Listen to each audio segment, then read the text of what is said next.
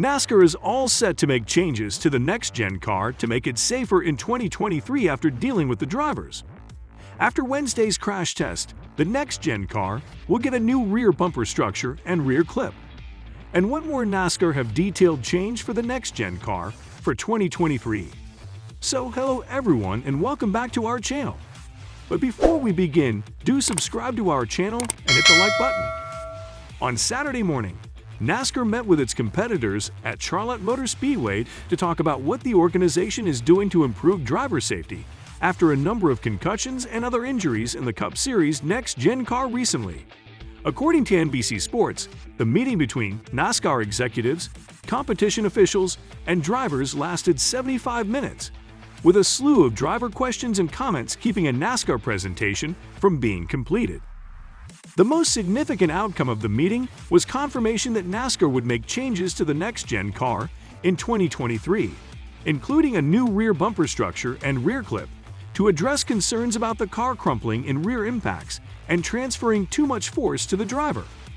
These enhancements reportedly performed well in a crash test on Wednesday, and NASCAR will now examine the car's front bumper structure based on driver feedback.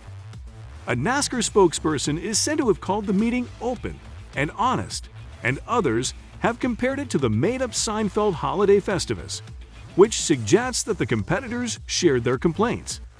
The meeting is happening a week after NASCAR driver tensions and frustrations came to a head in the media after Alex Bowman had symptoms of a concussion after what seemed to be a minor accident at Texas Motor Speedway.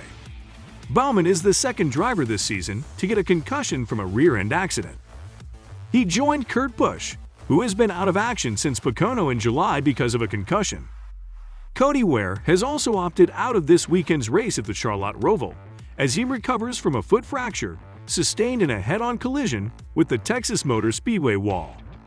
The absence of 3 full-time drivers from Sunday's race, which hasn't happened in over 20 years, highlights the safety concerns that have dominated much of NASCAR over the past month.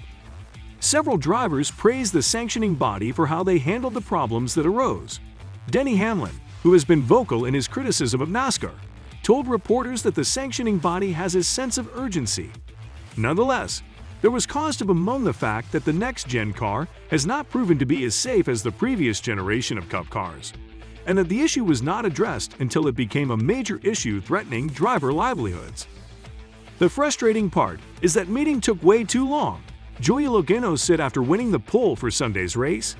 That meeting should have taken place Monday, following Kurt's crash, rather than waiting until Alex's crash to have a meeting and at least hear us out.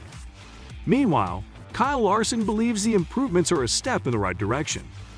He said that they're in a box, and this car is quite different from the previous one.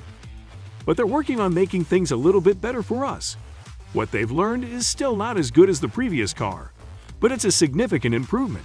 So that is a positive aspect of the situation. The first season of competition for the next-gen car, which was a big change from previous generations of stock cars, because it was more like a kit car with pre-assembled parts rather than a car that was built and made by the teams themselves, is almost over. And as the 2022 season progressed, its flaws became more apparent, particularly in terms of rigidity and impact on driver safety.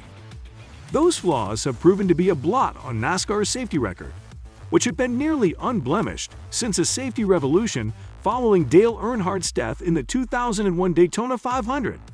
However, it is not uncommon for new technology or engineering in NASCAR to have teething problems.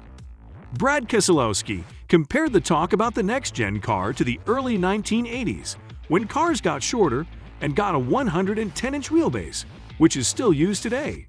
He also drew a parallel to the introduction of the car of tomorrow in 2007, a chassis that was praised for its safety improvements but completely ruled for its aesthetics and effect on competition to the point where it was heavily changed and eventually became the precursor to the Gen 6 car run from 2013 to 2021.